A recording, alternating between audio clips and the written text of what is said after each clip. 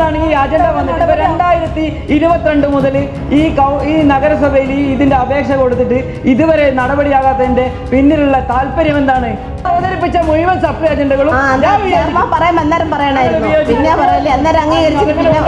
കൃത്യമായിട്ട് ഉദ്യോഗസ്ഥർക്ക് ഇംപ്ലിമെന്റ് ചെയ്യാൻ കഴിയുന്ന രീതിയിലുള്ള ഏത് തീരുമാനമായാലും കുഴപ്പമില്ല. അങ്ങനെ ഒരു തീരുമാനം കിട്ടണമെന്നുള്ളതാണ് എൻ്റെ. വടകര നഗരസഭാ കൗൺസിൽ യോഗത്തിൽ വിവിധ വിഷയങ്ങളെ ചൊല്ലി ബഹളം. നഗരസഭയിൽ നിലവിലുള്ള 9 വാഹനങ്ങളിൽ 4 സ്ഥിരം ഡ്രൈവർമാർ മാത്രമുള്ളത് സംബന്ധിച്ച അജണ്ട, പുതിയ ബസ് സ്റ്റാൻഡിലെ ക്ലോക്ക് റൂം മറ്റ് ആവശ്യങ്ങൾക്ക് ഉപയോഗിക്കുന്നത് എന്നീ വിഷയങ്ങളിൽ പ്രതിപക്ഷം വിയോജിപ്പ് അറിയിച്ചു. താഴെയങ്ങാടിയിലെ വലിയ വളവ് മാർക്കറ്റിംഗ് സൊസൈറ്റി ഗ്രൗണ്ട് നവീകരണം അജണ്ടയിൽ ഉൾപ്പെടുത്താത്തത് ബഹളത്തിനിടയാക്കി. ചെയർപേഴ്സൺ അവതരിപ്പിച്ച സപ്ലിമെന്ററി അജണ്ടകളിൽ പ്രതിപക്ഷം വിയോജിപ്പ് അറിയിച്ചു. ഇവിടെ PSC ഡ്രൈവർമാരായിട്ട് 4 ഡ്രൈവർമാർ മാത്രമേ നമുക്ക് നിലവിലും. ഡ്രൈവർമാർ PSC ഡ്രൈവർ പോസ്റ്റ് ഇല്ലാത്തത് PSCയിലേക്ക് വിടേണ്ടതായിരുന്നു. അങ്ങനെ ഒഴിവുള്ള തസ്തികകളിലേക്ക് PSC അറിയിപ്പ് ലഭിക്കുന്നതനുസരിച്ച് താൽക്കാലികമായിട്ട് വേതനാടിസ്ഥാനത്തിലെങ്കിലും പുതിയ ഡ്രൈവറെ നിയമിക്കുകയാണ്. അതല്ലാതെ കണ്ടിജൻസി ജീവനക്കാരെ ഇങ്ങനെ വാഹനത്തിൻ്റെ ഡ്രൈവർമാരായി നിയമിക്കുന്നതിനുള്ള ചട്ടപ്രകാരം അത് പാടില്ല എന്നാണ്.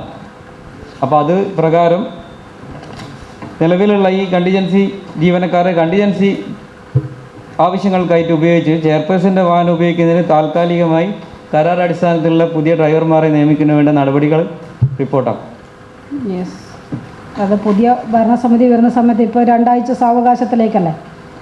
ഇതിപ്പോൾ അവധി പറയുന്നില്ല, 2 ആഴ്ചത്തേക്കാന്ന് പറയുന്നില്ലല്ലോ. അല്ല, ആ സമയത്തേക്ക് പുതിയ ഡ്രൈവറെ നിയമനവും കാര്യങ്ങളും പുതിയ ഭരണസമിതി ആലോചിച്ചോളൂ. ഇപ്പോൾ താൽക്കാലിക സംവിധാനം എന്നുള്ള രീതിയിലേക്ക് മാത്രമാണ്. കാരണം ഇവിടെ ഹെൽത്ത് സ്ക്വാഡിൻ്റെ വാഹനം ഉൾപ്പെടെ ഉപയോഗിക്കാൻ പറ്റാത്ത സ്ഥിതിയുള്ളത് കൊണ്ടാണ് ആ രീതിയിലേക്ക് ആലോചിച്ച് വെച്ചിട്ടുള്ളത്. അല്ല, അങ്ങനെയാണെങ്കിൽ അജണ്ടയിൽ അത് സ്പെസിഫൈ ചെയ്യണ്ടേ?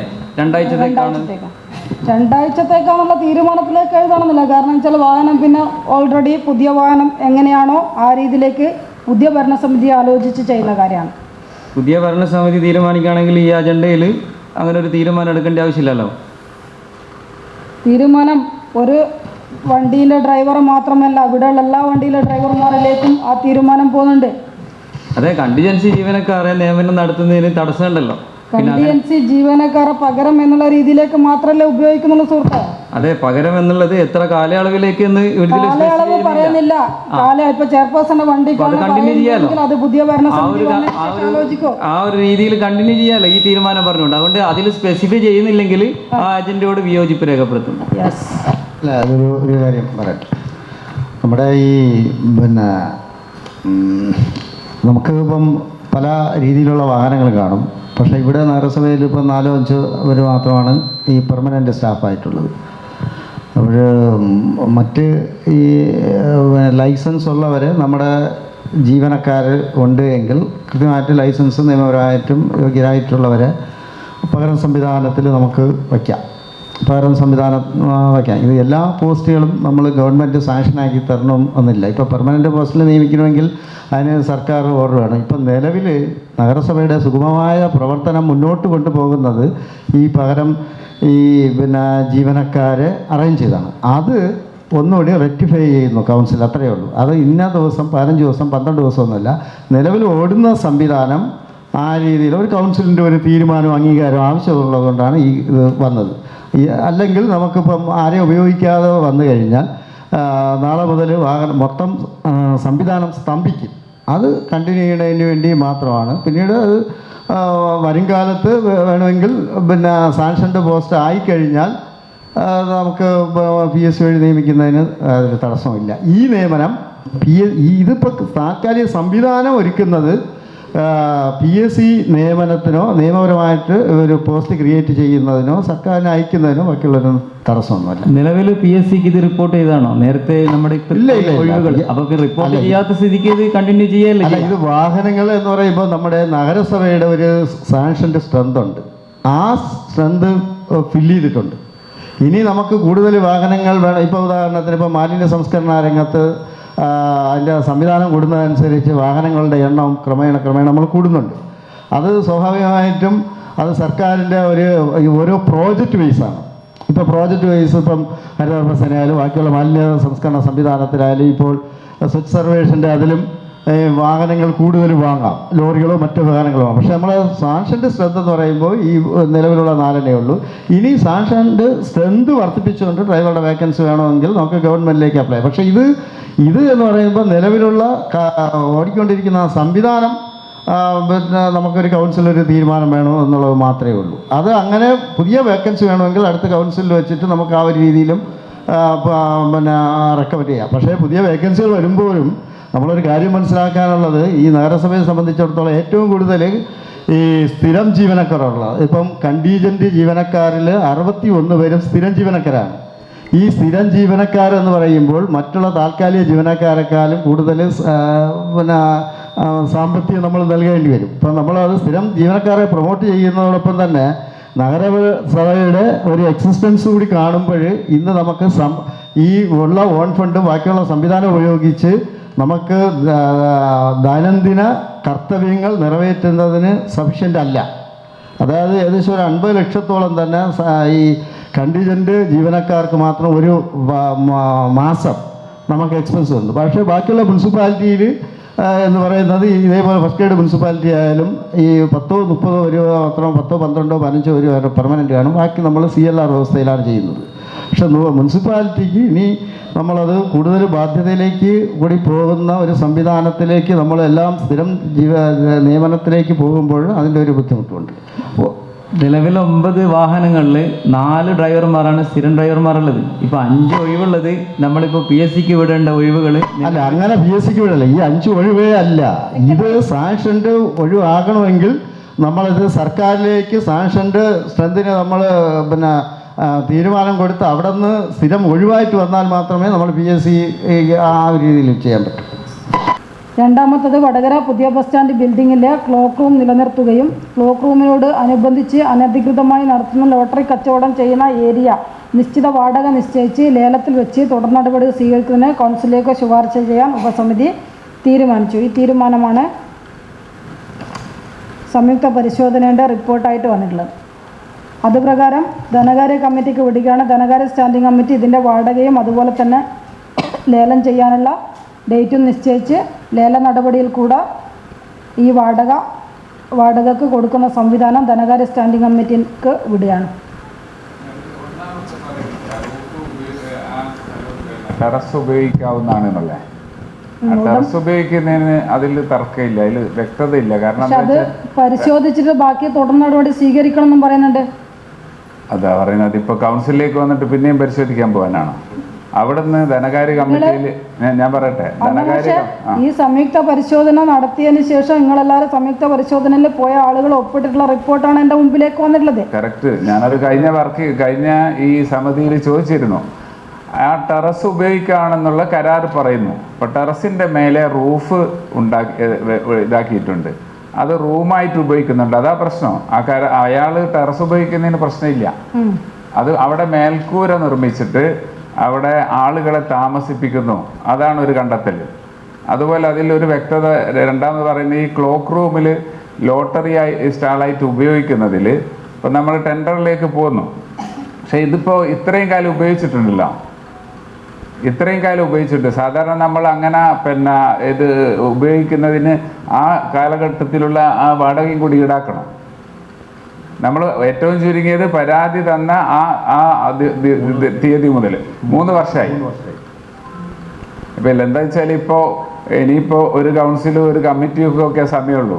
അപ്പോൾ ഈ ഞങ്ങൾ കഴിഞ്ഞ കമ്മിറ്റിയിൽ ചോദിച്ചപ്പോൾ ഞാൻ വിചാരിച്ചെന്നാൽ വ്യക്തമായ റിപ്പോർട്ട് കൂടിയിട്ടാന്നുള്ളത്. ഇതൊരു വൈകായിട്ടുള്ള കാര്യം ഇതിൽ വന്നിരുന്നത്.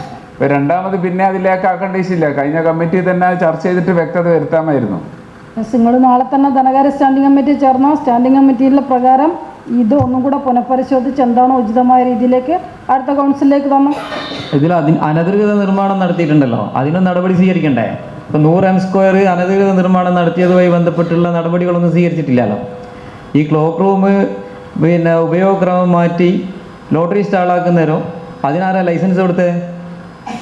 ആ രീതിയിലുള്ള അലിഗേഷനൊക്കെ നടന്ന സമയത്ത് അതിനെതിരെ ഒരു നടപടിയോ അല്ലെങ്കിൽ ഒരു നടപടിക്രമങ്ങൾ പാലിക്കാത്തതിനുള്ള നോട്ടീസ് നൽകിയിട്ട് അതിലൊരു നടപടിയും സ്വീകരിക്കാതിരുന്നത് ആരുടെ വീഴ്ചയാണ്?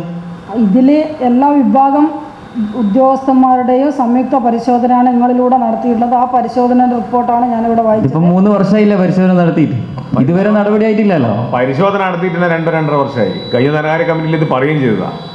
അല്ല, അത് കൃത്യമായിട്ട് പെട്ടെന്ന് തന്നെ വിളിച്ചു ചേർത്തിട്ട് അതിന്റെ എന്താ പറയാ, വൈസ് ചെയർമാനെ ചുമതലപ്പെടുത്തുന്നു. നിങ്ങൾ ധനകാര്യ സ്റ്റാൻഡിംഗ് കമ്മിറ്റി ചേർന്നിട്ട് ഉചിതമായ തീരുമാനം അടുത്ത കൗൺസിലേക്ക് തരാൻ വേണ്ടി.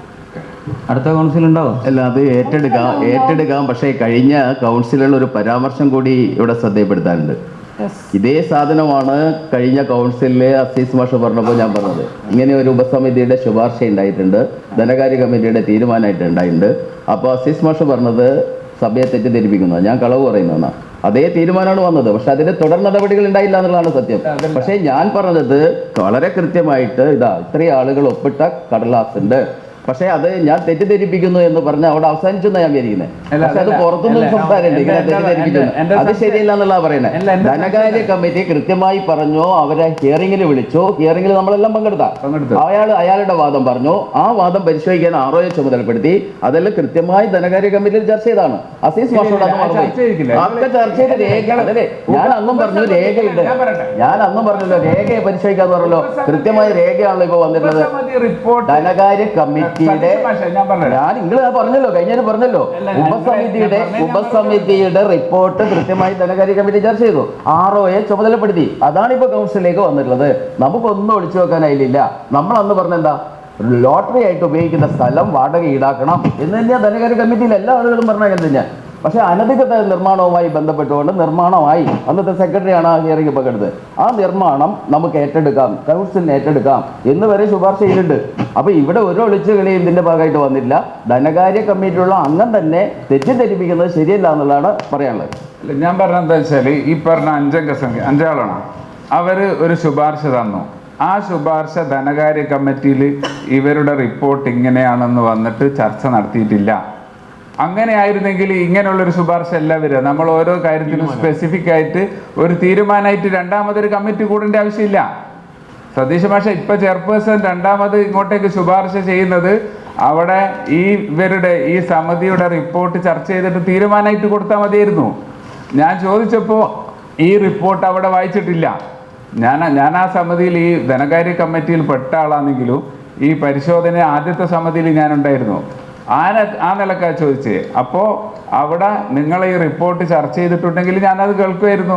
അതോടൊപ്പം എൻ്റെ അഭിപ്രായം പറയാമായിരുന്നു. തീരുമാനം ഇങ്ങോട്ടേക്ക് ശുപാർശ ചെയ്യുന്നു. അത് വന്നിട്ടില്ല എന്ന് പറഞ്ഞത്. 27/12/2024 ധനകാര്യ സ്റ്റാൻഡിംഗ് കമ്മിറ്റി യോഗത്തിലെ പൊതു തീരുമാനം ഇത് രേഖയല്ലേ. വീണ്ടും പറയുന്ന ഈ തീരുമാനത്തിന്റെ അവസാനം നഗരസഭ പുതിയ ബസ് സ്റ്റാൻഡിലെ ക്ലോക്ക് റൂമിൽ പുതുതായി ഷട്ടർ സ്ഥാപിക്കുകയോ ക്ലോക്ക് റൂം 2ആക്കി മാറ്റുകയോ ചെയ്തിട്ടില്ലെന്നാണ് ടിയാൻ കമ്മിറ്റി മുമ്പാകെ ബോധിപ്പിച്ചിട്ടുള്ളത്. നമ്മളൊക്കെ മുമ്പിൽ പറഞ്ഞതാണ്. ക്ലോക്ക് റൂം അനുബന്ധിച്ച് നടത്തുന്ന ലോട്ടറി സ്റ്റാൾ നിശ്ചിത വാടക നിശ്ചയിച്ച് ലേലം നടത്താനാവുമോ എന്നത് പരിശോധിച്ച് റിപ്പോർട്ട് നൽകുന്നതിന് റവന്യൂ ഓഫീസറെ ചുമതലപ്പെടുത്തുന്നതിനും യോഗം തീരുമാനിച്ചു. ഇത് തീരുമാനമല്ലേ? ഇതിനെ എങ്ങനെ തെറ്റിദ്ധരിപ്പിക്കുന്നത്? ഇത് എന്നെ എടുത്തു, അതാ പറയുന്നത്, തീരുമാനങ്ങൾ നടപ്പിലാക്കാത്തതുകൊണ്ടാണ് ഇപ്പൊ വന്നത്. അതെ, നമ്മുടെ ഈ ഉപസമിതിയുടെ ശുപാർശയ്ക്ക് ശേഷം ധനകാര്യ കമ്മിറ്റി ചർച്ച ചെയ്തില്ല അസീസ് മാഷ് പറഞ്ഞത്. വീണ്ടും തെറ്റിദ്ധരിപ്പിക്കണം. ആ തീരുമാനമല്ലേ ഇത്? ഇല്ല, അതുപോലെ 27/10/2024 തീരുമാനമാണിത്. ഈ ശുപാർശ വന്നു നമുക്കറിയാലോ. മറന്നു പോകുന്നതിന് ഇതിപ്പോ എന്ത് ചെയ്യും? ഇല്ലല്ലോ, കഴിഞ്ഞ ധനകാര്യ കമ്മിറ്റിയിലും പറഞ്ഞ അജണ്ട വന്നിട്ടില്ല. ഇവിടെ വന്നില്ല. ശരി, ധനകാര്യ കമ്മിറ്റിയിൽ ചോദിക്കല്ലേ ഇങ്ങനെ ഒന്ന് തെറ്റിദ്ധരിക്കും. നിങ്ങൾക്ക് എന്തെങ്കിലും വിരോധം വേറെ തീർത്തോളി. ഇവിടെ ധനകാര്യ കമ്മിറ്റിയിൽ വന്ന സാധനം കൗൺസിലിലേക്ക് വന്നില്ല എന്നല്ല പറഞ്ഞു. നിങ്ങളല്ലേ തെറ്റിദ്ധരിപ്പിക്കുന്നത്? കൗൺസിലിലേക്ക് വരാത്തതാണ് പലതവണ ധനകാര്യ കമ്മിറ്റിയിൽ ആവശ്യപ്പെട്ടത്. ധനകാര്യ കമ്മിറ്റിയിൽ വന്നില്ല. ശരി, ചർച്ച ചെയ്ത വിഷയം ഇതുവരെ കൗൺസിലിൽ വന്നിട്ടില്ലല്ലോ. ധനകാര്യ കമ്മിറ്റിയിൽ വന്നില്ല എന്നുള്ള ശരിയല്ലെന്നാ ഞാൻ പറഞ്ഞുള്ളൂ. ഓക്കെ, ഞാൻ അതിലേക്ക് എന്താ പറയാ, ആ ശുപാർശ തന്നെ ശരിക്ക് ഇപ്പോൾ നമുക്കറിയാം നമ്മൾ ഇരുന്നിട്ടാണല്ലോ തയ്യാറാക്കിയത്, അതിലേക്ക് ഞാൻ പോകുന്നില്ല. അപ്പോൾ എന്തായാലും അടുത്ത കമ്മിറ്റിയിൽ ചർച്ച ചെയ്യാം. അപ്പൊ മറ്റേ മാറ്റി ധനകാര്യ കമ്മിറ്റി ചെയർമാനെ തെറ്റിദ്ധരിപ്പിച്ചു എന്നുള്ളത് തിരുത്തണം. വെറുതെ എല്ലാവരും പറയുന്നത് അല്ല ഇതില് അത് അടുത്ത അജണ്ട ആയിട്ട് വന്നിട്ടില്ല. നിങ്ങൾ തീരുമാനം അല്ലെങ്കിൽ അല്ലാതെ ധനകാര്യ കമ്മിറ്റിയുടെ അജണ്ട വെച്ചിട്ടുള്ള നിങ്ങൾ അത് ഒന്ന് പരിശോധിച്ച് നോക്കും, ഒന്ന് കാണിച്ചു തന്നെ. അങ്ങനെയാണ് അവിടെ പിന്നെ പരസ്യമായിട്ട് അത് നിങ്ങളോട് ക്ഷമാപണം ചെയ്യും. ഞാൻ അടുത്ത കൗൺസിൽ പറഞ്ഞു പരിശോധിച്ച് നമുക്ക് പറയാം. ആ രേഖ പരിശോധിച്ചോ. അടുത്ത കൗൺസിൽ സതീശ മാഷ് അത് കാണിച്ചാണ്. കഴിഞ്ഞ കൗൺസിലിൽ ഞാനൊന്നും പറഞ്ഞില്ലല്ലോ. ഞാനെന്താ പറഞ്ഞത്, ധനകാര്യ കമ്മിറ്റിയുടെ തീരുമാനം ഉണ്ടല്ലോ, നമുക്കത് നോക്കാം. ആ തീരുമാനമാണല്ലോ വളരെ കൃത്യമായ അസീസ് മാഷ് പറഞ്ഞത് ധനകാര്യ കമ്മിറ്റി. മാഷെ ഞാൻ കഴിഞ്ഞ കമ്മിറ്റിയിലും പറഞ്ഞില്ലേ, അത് വന്നിട്ടില്ല എന്ന് അന്നേരം നിങ്ങൾ കാണിച്ചു തന്നാൽ മതിയല്ലോ. 22 നമുക്ക് ധനകാര്യ കമ്മിറ്റി ചേരാനുള്ള സമയവും കൗൺസിൽ ചേരാനുള്ള സമയവും ഉണ്ട്. അടുത്ത ധനകാര്യ ചെയർപേഴ്സൺ അല്ല പറഞ്ഞത്, കൗൺസിൽ ഇനി ഉണ്ടാവില്ല, ഇത് ലാസ്റ്റ് കൗൺസിലാണ്. സാധാരണ കൗൺസിലിൽ ചേരാൻ ഒരു പക്ഷേ ഇതാണ് പറയുന്നത്, സഭേനെ തെറ്റിദ്ധരിപ്പിക്കുന്ന രീതിയിലേക്ക്. അല്ല, നിങ്ങൾ അടിയന്തര കൗൺസിൽ സാധാരണ കൗൺസിലായാലും നിങ്ങൾ കൗൺസിലിൽ ചേരാൻ സാധ്യതയില്ല എന്ന് പറയുന്നേരോ. വെറുപ്പുടിക്കല്ല പറയുന്നത്, നിങ്ങൾ ക്ലിയർ ആക്കിക്കോട്ടെ. ഇവൻ ധനകാര്യ സമിതിയുടെ ശ്രദ്ധപ്പെടുത്തി നടപടിക്ക് ശുപാർശ ചെയ്തിട്ടും ഇതുവരെ കൗൺസിൽ എത്തിയിട്ടില്ല എന്നാണ് മാഷ് പറഞ്ഞത്. അപ്പോ അടുത്ത ഒരു വ്യക്തമായ ഒരു ക്ലാരിറ്റിയോടുകൂടിയുള്ള ഒരു കൃത്യമായ തീരുമാനം നമുക്ക് വേണം. കാരണം എന്ന് പറയുന്നത് 12 വർഷത്തേക്ക് ലീസിന് കൊടുത്തു. അയാൾ അന്നത്തെ എഗ്രിമെൻ്റ് പ്രകാരം കുറേ റിനോവേഷൻ വർക്ക് തന്നെ ചെയ്യിക്കാം. പിന്നെ നമ്മൾ കുറേ കണ്ടീഷൻസൊക്കെ പറയുന്നുണ്ട്. അപ്പോൾ ഇതിൽ ഈ ക്ലോക്ക് റൂമായിട്ട് പ്രവർത്തിച്ചിരുന്ന ഒരു ചെറിയൊരു സ്പേസ് അദ്ദേഹം ഈ ലോട്ടറി ഇതായിട്ട് ഉപയോഗിക്കുന്നു എന്നുള്ളതാണ് പറയുന്നത്. എനിക്കിതിനെക്കുറിച്ച് കൂടുതൽ വിവരം അറിഞ്ഞൂടാ.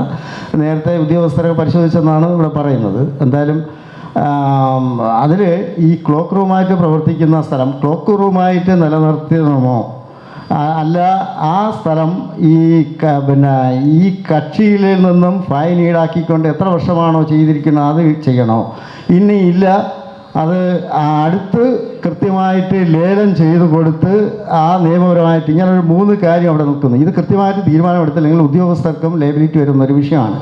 രണ്ടാമത്തെ വിഷയം എന്ന് പറയുന്നത് ഇയാൾ നമ്മളിപ്പോൾ കണ്ടീഷൻസ് കുറേയൊക്കെ പറയുന്നുണ്ട്. പിന്നെ ഇത്രയും ഒരു 12 വർഷം കാലമായി, ഇനി ജസ്റ്റ് 1 വർഷമൊക്കെ ഉള്ളൂ. അതുകൊണ്ട് നമുക്കത് തീരെ അയാൾ എന്ത് ചെയ്തു എന്നുള്ള രീതിയിൽ പോസ്റ്റ്മോർട്ടം ഇനി ചെയ്തിട്ട് വലിയ കാര്യങ്ങളൊന്നുമില്ല. പക്ഷേ എന്നിരുന്നാലും അവിടെ നമ്മൾ പരിശോധിക്കുമ്പോൾ ഈ പിന്നെ ടൈൽസ് ഇടുന്ന ഭാഗമൊക്കെ വാട്ടർ ഉപയോഗിച്ച് കൃത്യമായിട്ടും ക്ലീൻ ചെയ്യണമെന്നൊക്കെ പറയുന്നുണ്ട്. അങ്ങനെ ക്ലീനിങ് അങ്ങനെയുള്ള ദൈനംദിന കാര്യങ്ങൾ കൃത്യമായിട്ട് നടക്കുന്നുണ്ടോ എന്ന് ചോദിച്ചു കഴിഞ്ഞാൽ ഇപ്പോൾ ടോയ്ലറ്റ് തന്നെ പോകുമ്പോൾ പഴയ അവസ്ഥ അയാൾ എടുത്ത് കാണിക്കുന്നുണ്ട്. പഴയ അവസ്ഥ വളരെ മോശമായിരുന്നു, ഞങ്ങൾ ഈ ടൈൽസൊക്കെ ഉപയോഗിച്ച് ചെയ്യുന്നു. പക്ഷേ ഇപ്പോഴും പോകുമ്പോഴും അവിടെ സ്മെല്ല് ബാക്കിയുള്ള സംവിധാനങ്ങൾ അവിടെ നിലനിൽക്കുന്നുണ്ട്. അത് ചെറിയ ചെറിയ കാര്യങ്ങളാണ് എങ്കിലും ഈ പിന്നെ മുകളിൽ റൂഫ് ഇപ്പം അയാൾ താമസിക്കുന്നു. അയാൾ പറയുന്നതെന്ന് പറഞ്ഞു കഴിഞ്ഞാൽ അവിടെ ഈ പിന്നെ ഞാൻ കഴിഞ്ഞ ദിവസം പോയപ്പോൾ എനിക്ക് മനസ്സിലായ കാര്യങ്ങൾ മാത്രമാണ് ഞാൻ പറയുന്നത്, ആധികാരികമായിട്ടല്ല. അയാൾ പറയുന്നത് അവിടെ ക്ലീൻ ചെയ്യുന്ന ആൾക്കാരാണ് അവിടെ മുകളിൽ താമസിക്കുന്നു എന്നുള്ളതാണ് പറയുന്നത്. അപ്പോൾ ഇതിൽ ഏറ്റവും പ്രധാനം എന്ന് പറയുന്നത് കൃത്യമായിട്ട് ഉദ്യോഗസ്ഥർക്ക് ഇംപ്ലിമെൻറ്റ് ചെയ്യാൻ കഴിയുന്ന രീതിയിലുള്ള ഏത് തീരുമാനമായാലും കുഴപ്പമില്ല, അങ്ങനെ ഒരു തീരുമാനം കിട്ടണമെന്നുള്ളതാണ് എൻ്റെ അഭിപ്രായം. വ്യവസ്ഥകൾ കരാറടിസ്ഥാനത്തിലുള്ള വ്യവസ്ഥകളൊക്കെ തന്നെ എന്താക്കിയിട്ടുണ്ട്. ഹാഷിമേ, അത് അടുത്ത ധനകാര്യ കമ്മിറ്റി ചർച്ച ചെയ്യുമെന്ന് പറഞ്ഞ് അവസാനിപ്പിച്ച വിഷയമാണ്. അത് ധനകാര്യ കമ്മിറ്റി ചർച്ച ചെയ്തു. നിങ്ങളിപ്പം Thazhangadi market ground purpose change ചെയ്യുന്നത് ഈ കൗൺസിലിൻ്റെ പ്രമേയമായിട്ട് എടുത്തോ? ഈ കൗൺസിൽ പ്രമേയ പ്രകാരം നമ്മൾ മുൻകാല കൗൺസിൽ ഇല്ല, അജണ്ട വന്നിട്ടില്ല. അജണ്ട വരേണ്ട ആവശ്യമില്ലല്ലോ. ഈ കൗൺസിലിന്റെ പ്രമേയം സർക്കാരിലേക്ക് അയച്ചു കൊടുക്കുന്നതിന് എന്താ പ്രയാസം? ആ അജണ്ട പരിഗണിച്ചാൽ മതി. കുറെ ആയി പറയുന്ന അജണ്ട പരിഗണിക്കാം. അജണ്ട വെക്കേണ്ട ആവശ്യമില്ല. കൗൺസിലിന്റെ പ്രമേയം ഈ കൗൺസിലിന്റെ പ്രമേയമായിട്ട് ഞാൻ അവതരിപ്പിക്കാം. താഴങ്ങാടി ഞങ്ങൾക്ക് പ്രമേയം അവതരിപ്പിക്കണം. കൗൺസിൽ അജണ്ട ഇപ്പോൾ ആ ഒരു സപ്ലിമെന്ററി അജണ്ട ആയിട്ട് അതും കൂടി ഉൾപ്പെടുത്തിയ ഈ സപ്ലിമെന്ററി അജണ്ട മുഴുവൻ ഞങ്ങൾ അംഗീകരിക്കും.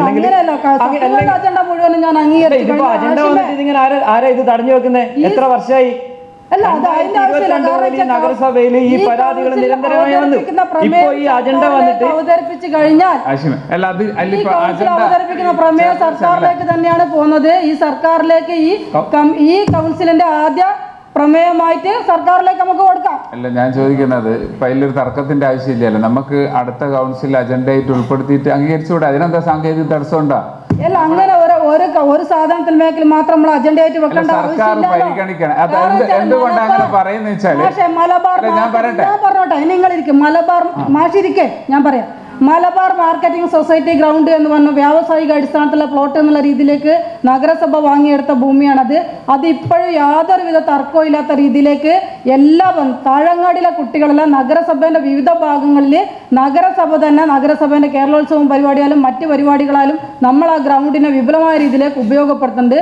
ആ ഗ്രൗണ്ട് വിപുലീകരണത്തിന് നമ്മൾ പദ്ധതിയിൽ ഫണ്ടും വെച്ചിട്ടുണ്ട്. അതുകൊണ്ടാണ് വ്യവസായ വകുപ്പിന് തന്നെ നമ്മൾ ലെറ്റർ അയച്ചത്. വ്യവസായ മന്ത്രിക്ക് തന്നെ നേരിട്ട് കൊടുത്തു. ഈ പ്ലോട്ട് നാട്ടിയിട്ട് നമുക്ക് കുട്ടികൾക്കുള്ള കളിസ്ഥലം, കാരണം കിട്ടാൻ പറ്റാവുന്ന ഇടങ്ങളിലേക്ക് സ്ഥലം കളിക്കളമായിട്ട് ലഭ്യമാക്കണമെന്നുള്ള രീതിയിലേക്ക് പി രാജീവ് മന്ത്രിയുടെ കയ്യിൽ നമ്മളെ കത്തിൽ കിടക്കുന്നുണ്ട്. ആ കത്തിലേക്ക് ധാരണ ഏകദേശമായി എന്നുള്ള രീതിയിലേക്കുള്ള ഒരു സൂചനയും നമുക്ക് തന്നിട്ടുണ്ട്. അതുകൊണ്ട് തന്നെ കുട്ടികൾക്ക് പറ്റാവുന്ന സ്ഥലങ്ങൾ നമ്മൾ ലഭ്യമാക്കി കളിക്കളമാക്കണം തന്നെയാണ് സംസ്ഥാന സർക്കാരിൻ്റെ നിർദ്ദേശവുമുള്ളത്. ആ നിർദ്ദേശപ്രകാരം തന്നെയാണ് ഇന്ന് വടകര നഗരസഭയിൽ കിട്ടാവുന്ന രീതിയിലേക്കുള്ള കളിസ്ഥലങ്ങളൊക്കെ തന്നെ ഉപയോഗപ്പെടുത്തുന്നുള്ള എല്ലാ സ്ഥലങ്ങളിലേക്കും. കാരണം ഓരോ വാർഡിലും ഓരോ കളിസ്ഥലം എന്നുള്ള രീതിയിലേക്ക് തന്നെയാണ് നമ്മൾ കാണുന്നത്. പക്ഷേ വടകരയിലെ ഫെയർ വാല്യൂ അനുസരിച്ച് നമുക്ക് അത്തരത്തിലേക്ക് സ്ഥലം സൗജന്യമായിട്ട് ലഭ്യമാക്കുന്ന ആളുകളൊന്നുമില്ല. കാരണം മനസ്സോടിത്തിരി മണ്ണ് എന്നുള്ള രീതിയിലേക്ക് സഹകരിക്കാത്ത അല്ലെങ്കിൽ തരാൻ തയ്യാറല്ലാത്ത ആളുകളാണ് നമ്മളുടെ ഉള്ളത്.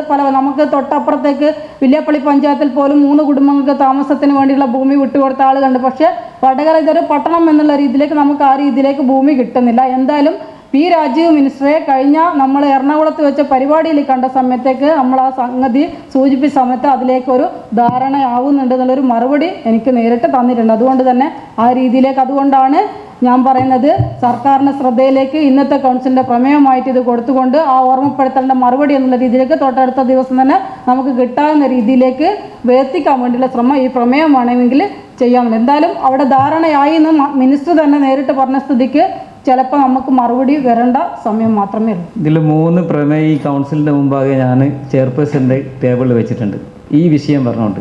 ഇതുവരെയും ചെയർപേഴ്സൺ ആ 3 പ്രമേയം ഈ കൗൺസിലിൻ്റെ വടിവാതിൽക്കൽ പോലും കൊണ്ടുവന്നിട്ടില്ല. പിന്നെ ഈ കൗൺസിലുമായിട്ട് ബന്ധപ്പെട്ട് ഒരുപാട് പ്രോസസ്സ് കഴിഞ്ഞിട്ടാണ് ഒരു തീരുമാന അജണ്ടയായിട്ട് ചെയർപേഴ്സന്റെ മുന്നിൽ വന്നിട്ടുള്ളത്. എന്തിൻ്റെ അടിസ്ഥാനത്തിലാണ് ഈ അജണ്ട ഈ കൗൺസിൽ ഉൾപ്പെടുന്നതിന്റെ തടസ്സമുള്ളത്? ചെയർപേഴ്സൺ ഇപ്പം പറഞ്ഞു ഇവിടെ അത് കളിസ്ഥലമായിട്ട് ഉപയോഗിക്കുന്നത്. കളിസ്ഥലം കുട്ടികൾ കളിച്ചുകൊണ്ടിരിക്കുന്ന സ്ഥലം നമ്മൾ ഈ കൗൺസിലാണ് തീരുമാനിക്കേണ്ടത്. ധനകാര്യ മന്ത്രിക്കും അതുപോലെ തന്നെ വ്യവസായ മന്ത്രിക്കും ഒക്കെ നമ്മൾ കത്തയക്കുമ്പോൾ ഇതിന്റെ പരമാധികാരി ഈ കൗൺസിൽ തീരുമാനം എടുത്തുകൊണ്ടാണ് അതിന്റെ അംഗീകാരത്തിന് വേണ്ടിയിട്ടാണ് വ്യവസായ വകുപ്പ് മന്ത്രിക്ക് ശുപാർശ ചെയ്യേണ്ടത്. ഈ കൗൺസിൽ തീരുമാനം എടുക്കുന്നതിന് എന്താണ് തടസ്സം? അതാണ് ചോദിക്കുന്നത്. വ്യവസായ വകുപ്പ് മന്ത്രിക്ക്, തദ്ദേശ സ്വയംഭരണ വകുപ്പ് മന്ത്രിക്ക്, കായിക മന്ത്രിക്കൊക്കെ ഈ കത്ത് അയച്ചിട്ട് മറുപടി തന്നത് ധനകാര്യ വ്യവസായ വകുപ്പ് മന്ത്രി അടക്കം തന്നത് ഈ കൗൺസിൽ തീരുമാനം എടുത്തിട്ട് പോകാനുള്ള. ഈ കൗൺസിൽ തീരുമാനം എടുക്കുന്ന എന്തിനാണ് തടസ്സം എന്നുള്ളതാണ് ചോദിക്കുന്നത്. കൗൺസിലിലേക്കുള്ള അജണ്ട 27/9/2025 സെക്രട്ടറി അജണ്ട ആക്കിയിട്ട് ചെയർപേഴ്സന്റെ കേബിൾ വന്നിട്ട് എന്തുകൊണ്ടാണ് തടഞ്ഞു വെക്കുന്നത്? നേരത്തെ കായിക മന്ത്രിക്ക് ഇതേപോലെ റിക്വസ്റ്റ് ആവശ്യപ്പെട്ടിട്ടുണ്ട് എന്ന് ചെയർപേഴ്സൺ പലപ്പോഴും നമ്മളോട് പറയും. വടകര നാരായണ നഗറിൽ കായിക മന്ത്രി വന്ന ചടങ്ങിൽ വെച്ചിട്ട് പല അവിടുത്തെ ക്ലബ്ബുകളും ഞാൻ പറയട്ടെ ആ ക്ലബ്ബ് കാര്യങ്ങളൊക്കെ കൊടുത്തിട്ടുണ്ട്. അപ്പോൾ അന്നേരം പറഞ്ഞത് അതിലേക്ക് മാറുന്നുള്ളതാണ്. പക്ഷെ ഇതിന്റെ ഒരു സാങ്കേതികത്വം എന്താ വെച്ചാൽ ഇപ്പോൾ ഉള്ളത് ഇൻഡസ്ട്രിയൽ പർപ്പസ് ആണ്. അത് മാറ്റണമെങ്കിൽ കൗൺസില് ആ പർപ്പസ് മാറ്റാൻ വേണ്ടിയിട്ട് കൗൺസിൽ തീരുമാനിച്ചിട്ട് അയച്ചാൽ മതി. എന്തായാലും ചെയർപേഴ്സൺ പറഞ്ഞതാണ് അത് കളിസ്ഥലമായിട്ട് ഉപയോഗിക്കുന്നത്. അങ്ങനെ ഒരു സാങ്കേതികത്വം പരിഹരിച്ചൂടെ?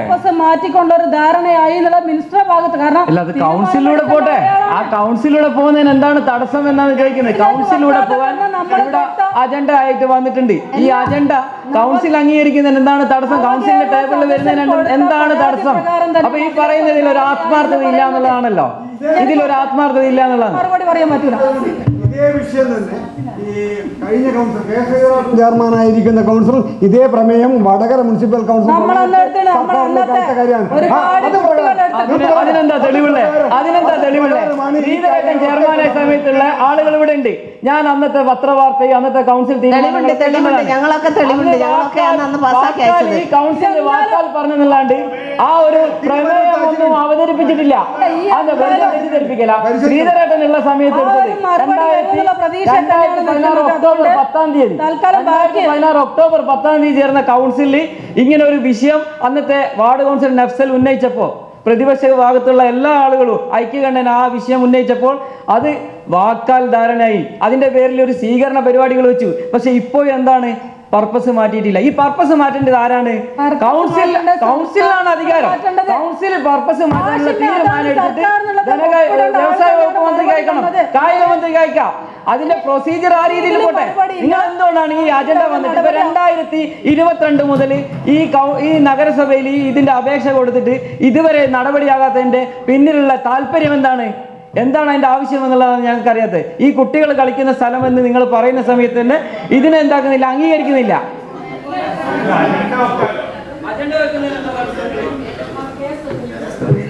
ഈ ഇപ്പൊ അവതരിപ്പിച്ച Kerala solid waste management project പ്രകാരം എടുത്ത കാര്യങ്ങൾ വിശദീകരിക്കാനാണ് ആളുകൾ ഇവിടെ നേരത്തെ തീരുമാനം നയിക്കില്ലേ?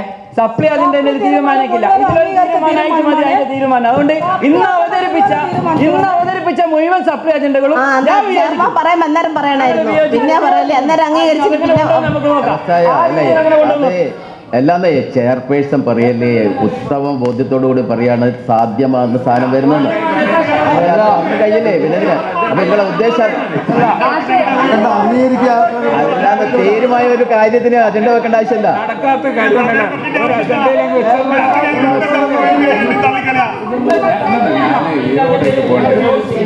അല്ല അതെല്ലാം പാസ്സായി കഴിഞ്ഞതാ പോലെ അതിനൊന്നും സെക്രട്ടറി കഴിയില്ല, കൗൺസിൽ പാസ്സായി കഴിഞ്ഞതാ. ഇതുപോലെ നല്ല സുന്ദരിയായിരിക്കണം. അപ്പോ കല്യാണ പെണ്ണോ? അത് ചിറ്റപ്പന്റെ ഇഷ്ടം. ഇത് മതിയോ? ചിറ്റപ്പ. പാർക്കോ ഗോൾഡൻ ഡയമണ്ട്സ്.